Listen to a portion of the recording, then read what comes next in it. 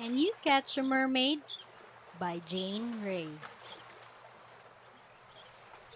Have you ever seen a mermaid?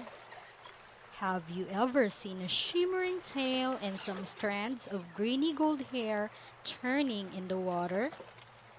Maybe not, but did you know that sometimes, just sometimes, a mermaid can turn her fishy tail to legs and come ashore?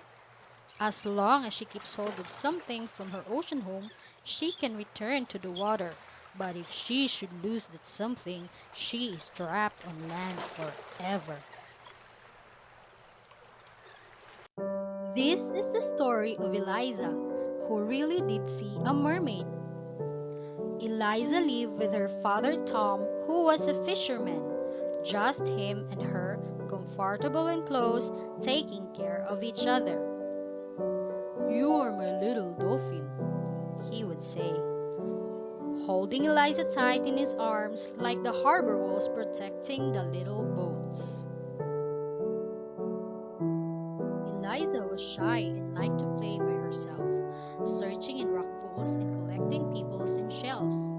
Sometimes Tom worried about her. "Why don't you go off and play with other children?" he would say. But Eliza just shook her head. "I only want to be with you," she said. Every day, Eliza waved goodbye to her father as he set off in his fishing boat. "What shall I bring you for tea today, little dolphin? He would say. Sardines or skate? Egg or herring? Winkles, cockles, or crab?" And every day, Eliza answered, "Can you catch a mermaid?" One evening, as Eliza was waiting for the chug-chug-chug of her father's boat, she saw a girl of about her own age playing at the water's edge. They smiled at each other shyly. The girl didn't frighten Eliza like the children at school. Instead, Eliza felt curious and wanted to talk to her. The next morning, when Tom set off in his boat, the little girl was there again. She gave Eliza a shell that was pink and gold, and when Eliza put it to her ear, it sang. "Can I be your friend, Eliza? Come and play with me, where the dolphins live and the seagulls cry, and the sand becomes the sea." The girls played together all day. By the time evening came and it was time for Eliza to go home, it felt as though they had known each other all their lives. Her name was Freya, and she had long greeny gold hair and pale, pale skin.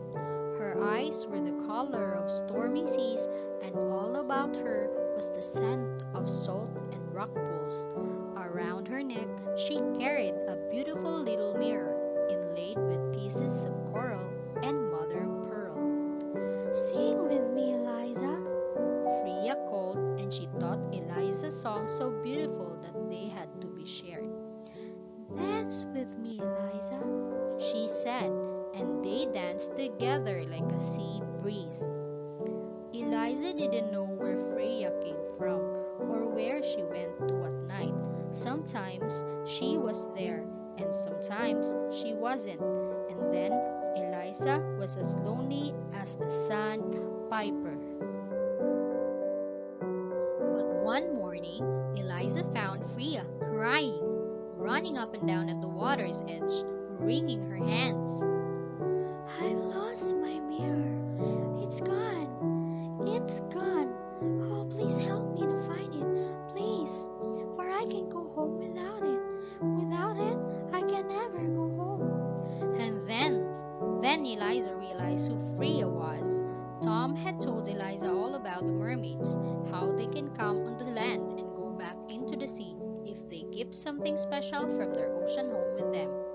Freya was a mermaid, and the little mirror was her special thing. Eliza took Freya's hand. "Don't worry," she said. "We'll find your mirror." Eliza and Freya searched all day, back and forth like beachcombers along the shoreline. but they couldn't find the mirror. That night, Eliza took her friend home and she and Tom cared for the little mermaid as if she was their own.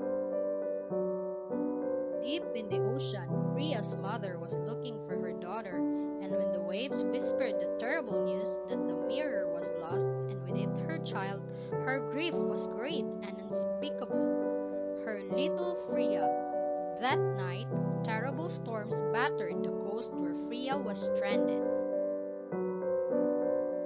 Meanwhile, Freya stayed with Eliza and Tom and shared their food and their stories and Eliza's little bed.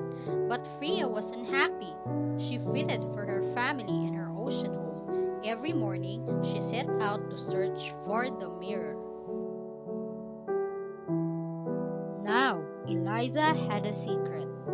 A few days after Freya's arrival, they were on the beach as usual, looking for the lost mirror. Eliza clambered on the rocks where the sea rushed at high tide, and there she found the mirror, covered in seaweed. She washed it quickly, but instead of giving back to Freya as she knew she should, she put it in her pocket. Eliza couldn't bear Freya to leave. Eliza took the mirror home and hid it in her secret box, and when she was quite alone, she took it out and looked at herself in the water glass. "I'll give it to Freya tomorrow," she thought. But the days passed, and Eliza kept the mirror's secret. The days passed, and Freya grew thinner and even paler. She no longer laughed or danced on the sand, but spent her days searching for the lost mirror. The other families began to mutter about Freya.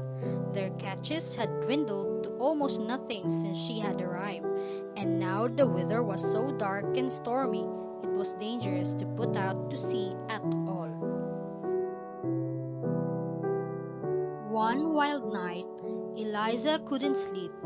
The waves crashed against the harbor wall. Eliza picked up the pink and gold shell that Freya had given her when they first met and put it to her ear. At first, Eliza heard only the storm outside. Then, very faintly, she heard a voice sighing. "Let me go. Let me go home."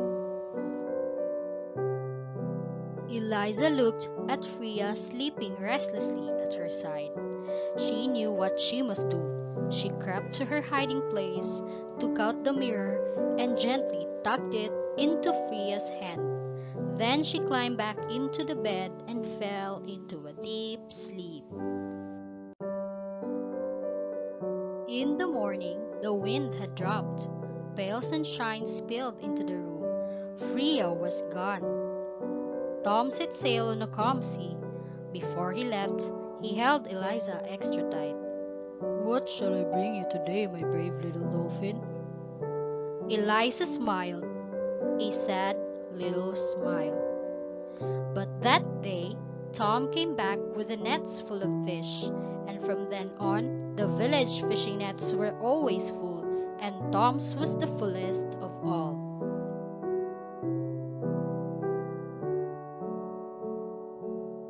And that day, Eliza made new friends. Now she loves playing with the other children. They collect shells, and Eliza shows them how to build mermaids out of sand. When she puts the beautiful pink and gold shell to her ear, she still hears Freya's sweet voice singing to her, and the songs she sings are of her ocean home and the silver fishes that play there.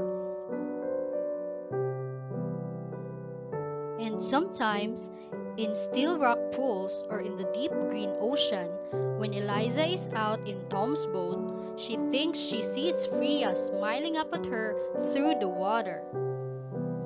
Or maybe it's her own reflection.